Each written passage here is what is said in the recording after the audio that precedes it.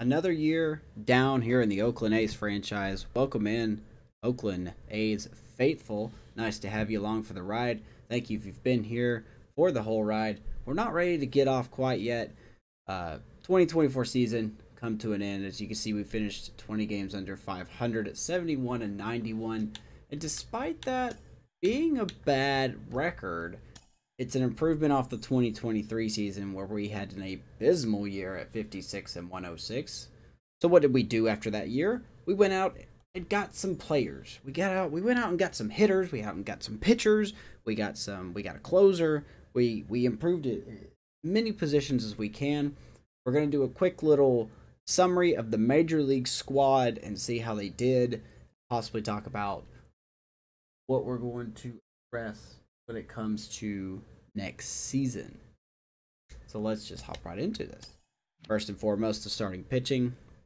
We're going to briefly look at these guys, and there was only technically 4 starters. Jack Flaherty, someone that we signed last offseason, one of 2 pitchers that we signed in the last offseason. He did very well. I'm happy with his performance. I think he had a very good year, eclipsing the 200 strikeout mark. We'll be back next season, of course, in the final year of his contract, 2025. So, good things expected from Jack Flaherty. Luis Castillo did well, but kind of slipped at the end of the year, losing his last 4 starts. And definitely doesn't help you. But as you can see here, he's also in the last year of his contract next season. Look forward to seeing what he's got to do in this rotation. So it's a contract year. Maybe he'll step up and be better. He hasn't been above 500 since 2019, so that's a long time for Castillo. He does. James Caprillion, the guy that I've said that really need to step up in this rotation. It doesn't look like it, but he actually did have a way better year than he did last year, only doubling his wins. He got 1 less loss than he did. He pitched more innings. He gave up less hits, gave up less runs. He did give up more home runs, but that's okay. He gave up less walks. Strikeouts are up. The ERA is down. He had a progressive year.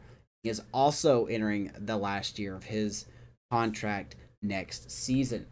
We're going to see what J Cap can do for us at the middle of the rotation. He will be here next year. Elroy Mack, the rookie pitcher, well, so to speak, rookie pitcher, the second full season, not much better. I want to say everything kind of, he didn't really improve anywhere. But he didn't really get, well, he did get a little worse, I guess, if you want some of these stats. But we're willing to see what he can do as he's in the 80s now, and his overall, everything is still trending upward. I think once that pitching clutch and control goes up a little more, this guy will be a lot better. According to the depth chart, he's expected to be an 88 by the end of next season. We'll see if that happens or not. And then technically, we had 2 pitchers in our number 5 spot. We have Cole Irvin at the beginning of the year. We moved him to the bullpen after he wasn't really progressing. He wasn't getting it done. And to be honest, he did a lot better in that bullpen. Hard to compare numbers because they're not splits between being a starter and being a reliever. But as you can see, we moved him to the bullpen. If you want to look at his last numbers for the year, just a lot better. I mean, the ERA is down. The strikeouts are about the same. The walks are only slightly up. The home runs are down. The earned runs are down. Will he be back next year? Hard to say. Arbitration deal? Probably not, because we've got Taylor Hearn slated to be our long reliever next year, 29 years old. Arbitration, probably $1 million is what his projected financial range will be, but he did very good out of the pen. He was very reliable. Strikeouts, 45 strikeouts in close to 63 innings. Not bad, not great, but not terrible. To be honest, I think the market is going to be kind of slow when it comes to long relievers. So I don't know who's a free agent. I'll be working on the offseason tomorrow, and maybe I'll upload something about that just to see what we can do with this team. Overall, I'm just going to make this quick. Overall, the bullpen was fantastic. Like I said before, we really overhauled the bullpen. We got some better players. We even got a couple off waivers, like Zach Littell and Luke Jackson. We went and traded and got Clay Holmes. We signed Jordan Hicks at the beginning of the year. Tyler Sear and Kolaric. Sear was called up from the minors. He still struggled a little bit. Kolaric, despite his 3 ERA, was pretty good. But with him down, regressing as much as he is, he probably won't be back next year. I just don't see he's going to do a whole lot. Maybe we'll bring him back if the contract's right, but I don't see him being on this team much longer. Dropping. Jackson, Holmes, Littell, these 3 were phenomenal. I loved what these guys did for the bullpen. They added stability. And to be honest, Clay Holmes' ERA was below 2 going into September. So he just had really a bad month of September. And, well, I say a bad month, but his ERA is still under 3. So we would like to bring him back. Arbitration possible. We're looking at 1.9 to 2.2 million range possible. So we're going to stay tuned for that for sure. All right, catcher. Jay Langelier, he's not been doing what we've been wanting him to do. He actually had a worse offensive year this year than he did last season. Batting average down, power down, RBIs down. Walks are up, which is nice. The strikeouts are down. Maybe this will be the year that he turns it around. 26 years old. He better get on it because we have some very good catchers coming up. Austin Allen, this will probably be his last year as an Oakland Athletic. Once again, not consistent enough. Didn't get as much at bats this year as he did over the last couple seasons. But regardless, when he got his opportunities, he really didn't do a whole lot. And at 30 years old, it's time to move on. It's time to find that next catcher. So, do we go out and probably find a catcher in free agency? Possibly. Or do we call up Raphael Marchand? Because if we do, he's going to be the guy that comes up and going to be our starting catcher. I know the stats don't look good. That AA stats, the Midland Rockhounds, which is the AA affiliate, they're in the playoffs this year, so don't look into anything like that. He actually hit over 300 in AA. So maybe we start him out in AAA. We Haywish saying Langeliers. Maybe call up CJ Rodriguez for a little bit. And when the time is right, maybe, just maybe, we'll call up Raphael Marchand and we'll get this figured out. First base is an absolute mess. Nobody stood out. Nobody stood out at first base. Now, we did, near the end of the year, move Raphael Devers to first base. And we put Logan Davidson at third, which worked out pretty good. I'll get to that in a minute. But when it comes to natural first base position, no one really stood out. Lawrence Butler was in AAA a lot of the year, only hit 200. That was even not all the way through the year. He was at about 179, 188, that range. Just getting to 200 as the year ended. So not really great. Dermis Garcia, also not very good. He didn't get a lot of at-bats, though, at 68, so maybe we're not giving him a long enough chance. I mean, regardless, I think we could go younger. I think we can go better. I think we could find someone else that's more fitted to be a first baseman, but we'll see. Second base, probably the most difficult decision we're going to have to make in this offseason. Luis Arraez doing what he does best. He got on base a lot, hitting over 300, only struck out 72 times and 504 at-bats. It's definitely something that I really wanted out of a guy that we did use at leadoff/second. Bat him either first or second lineup. The thing that's stopping me from getting him is, unfortunately, this might look like an offseason where we can't go out and spend as much money. And if we have to cut somewhere, unfortunately, Luis Arraez is at the top of our list. The reason I say that is because Max Muncie started killing it in AAA. I think he's pretty much ready to come up to the majors, seeing how he does the young 21-year-old guy from California. But that's a decision to be made in the offseason. Overall, Luis Arraez, he's been phenomenal. I loved having him on this team. And I would like to keep him on this team. But the only thing stopping us may be money. Not sure. We'll find out. Third base, Raphael Devers, a guy that we signed in the previous offseason. He was exactly what we wanted. He brought power. He brought average. He was part of that murderer's row of the meat of the lineup. He was the meat in the sandwich with him, Meadows, Hanniger, and Laureano, which we'll talk about him in a second. But Raphael Devers was fantastic, hitting 281, 35 homers, 95 RB. He kept his strikeouts to under 100. He had 87 strikeouts and 609 at bats. Also very good. That means he was putting bat on ball, which is what we signed him to do, and we have him for 2 more years after this. Let's hope he keeps it up. Going. Shortstop, Robert Poisson. Knew he wasn't going to be good with the bat, and that's fine. He's more of a defensive player, and he did that. Don't think he committed that many errors, as a matter of fact. Okay, well, he committed 10. His WAR's not very good. Okay, so maybe I was looking at the wrong player when I was taking my notes. So he needs to have a bounce back year this year, at least defensively. Stats shooting up. He's only 21. You know, I'm going to stick with this guy for at least 3 more seasons. At the minimum, 3 more. I think he could do it. And we can just tweak our development process with him.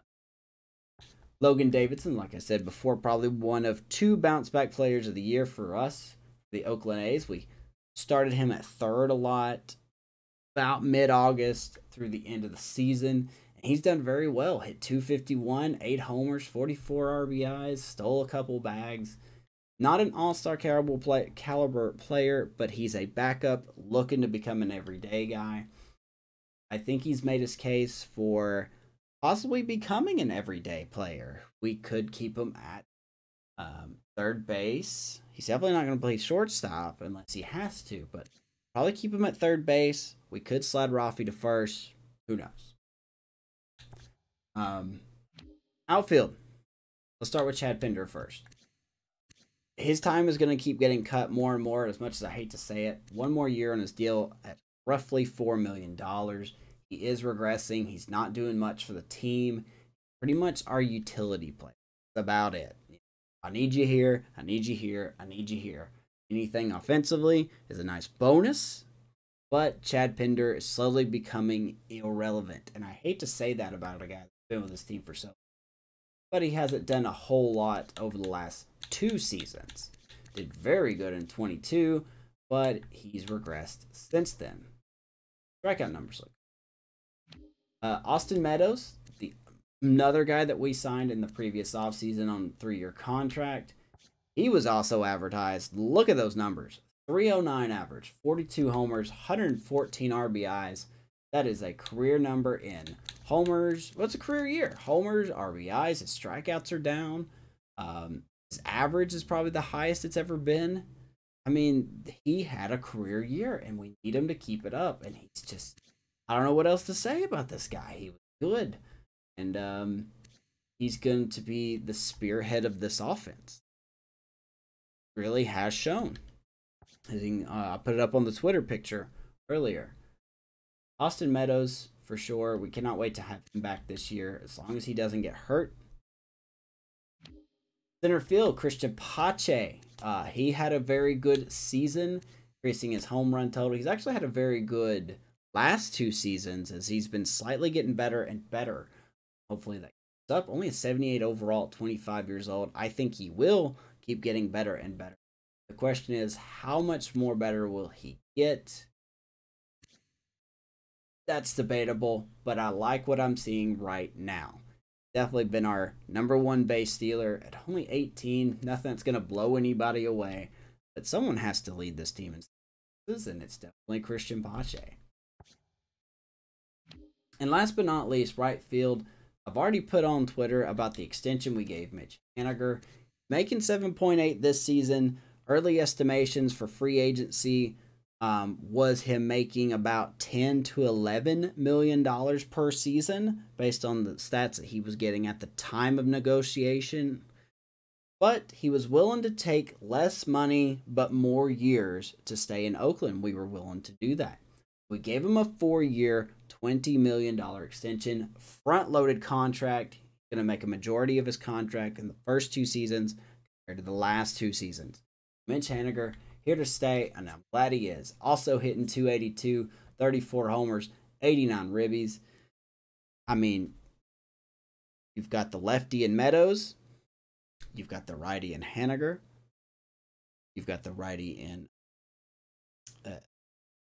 Ramon Laureano, and you got the lefty in Devers. So, I mean, that's quite a 4. And speaking of Ramon Laureano, my co-award winner of Comeback Player of the Year when it comes to this team. Went from 233 to 258. He did kind of track off as the season progressed, but 29 home runs, good for him. 79 RBIs because he hit kind of so far up in the lineup. The RBI opportunities were kind of slim. So kind of a career year for him. Even managed to swipe 8 bags. Don't know how he did it. I wasn't responsible. Good on him for going the extra mile as he enters the last year of his contract. So at 30 years old, we have a decision to make with Ramon Laureano. Do we keep him or are we going to move on? We might move on. Hard to say. He will definitely be playing for a contract this year. Of course, he's been on the team for longer than 5 years, so I could not initiate a trade for him. I could put him on the trade block, but I cannot initiate a trade. If someone offers for him, the deal's sweet, we might do it. But Ramon Laureano, Comeback Player of the Year when it comes to the Athletics, in my opinion, in this franchise. Not in real life, in this franchise. And last but not least, someone that we don't really have a lot to say, Mickey Mcdonald. This guy's just around. He's kind of like Chad Pinder. Need you where we need you. Only hitting 248. He did manage to crack a home run. Only stole 1 bag, though, at 83 speed. I really expected more out of him. I know he was used in several pinch running opportunities. So only having 1 stolen base is kind of a downer. Really not... He's not living up to expectation. Now, whether that's because he's not getting enough playing time or he's not utilizing that play time, that's debatable. But as you can see here from this team, we're taking positive steps, but we're going to have to take more. And I'm going to do everything I can in my next offseason to take more. Because if the competition in this division is going to be this, we have to step up. The Angels winning 111 games is definitely something I did not see coming. I did not see this coming. The Rangers turned it around. They were actually under us in June. But they did something that really turned their season around. They came back and finished second. And the Angels won this division a month ago. Astros slipped a little bit, and then we're here tied with the Mariners, and we just can't be doing that. We cannot be at the bottom of this pool. We want to get to the top. We are going to be cautiously aggressive this offseason. So, with that being said, just a simple roster review is what this video was. I hope the GM contract doesn't get me fired. Maybe it won't. But I look forward to see who's going to be a free agent. I guess if you were to ask me what's our 3 things we're looking for a back of a rotation starter. We are looking for a catcher, possibly, and a first baseman. So, that's our top 3. There's plenty more. There could be some trades. Who knows? Keep an eye out for the off-season video uploaded sometime soon. Hard to say when. Because you know how me and editing goes. It's not very good. But yeah, that's about it. Try to keep this under 20 minutes. So we're right around that point in time.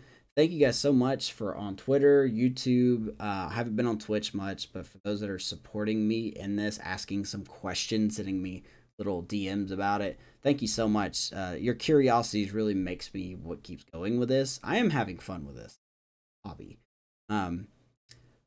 But keep an eye out for the next video. Feel free to subscribe if you haven't already. Appreciate you. Like the video if you want. That'd be good too. And yeah, I'll see you at the O.co. Or will you?